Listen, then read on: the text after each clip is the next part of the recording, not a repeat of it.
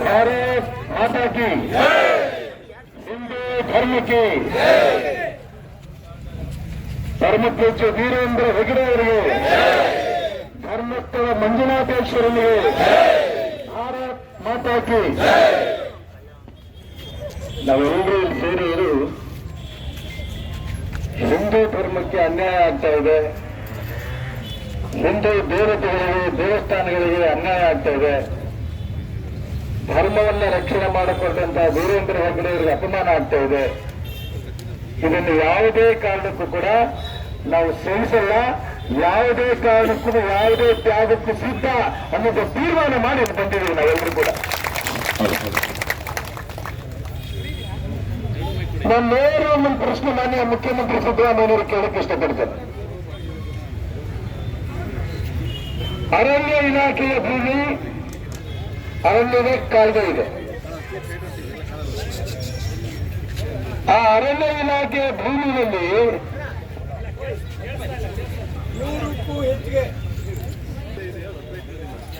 1000ಕ್ಕೂ ಹೆಚ್ಚು ಹಣವನ್ನು ನಾನು ಹೂತಾಕಿದ್ದೇನೆ ಅಂತ ನೇರ ಹೇಳ್ತಾರಂತ ಆ ಅಗಾಧಿಕಾದಂತ ವ್ಯಕ್ತಿನ ಕಾನೂನನ್ನ ಮೀರಿ ಅರಣ್ಯ ಭೂಮಿಯಲ್ಲಿ ಹಣ ಹೂತಿದ್ದೀರಿ ಅಂತ ಹೇಳುವಂತ ವ್ಯಕ್ತಿನ ಇನ್ನೂ ಯಾತಕ್ಕೆ ನೀವು ಅರೆಸ್ಟ್ ಮಾಡಿಲ್ಲ?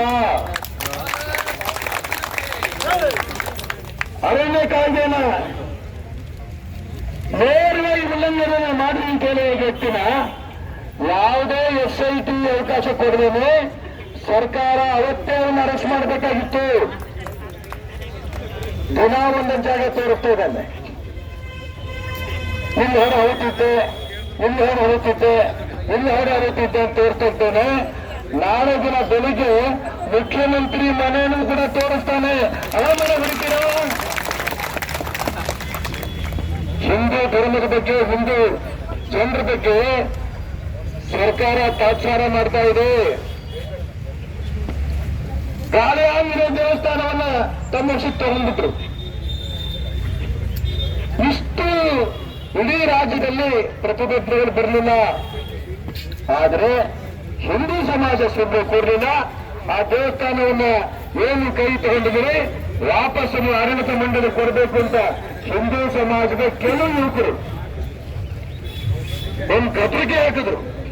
ಸರ್ಕಾರ ಹೆದರ್ಕೊಂಡು ವಾಪಸ್ಸು ಗಾಳಿ ಆಂಜನೇಯ ದೇವಸ್ಥಾನಕ್ಕೆ ಹಿಂದೂಗಳ ಕೈ ಕೊಡ್ತು. ಇದು ನಮ್ಮ ಶಕ್ತಿ.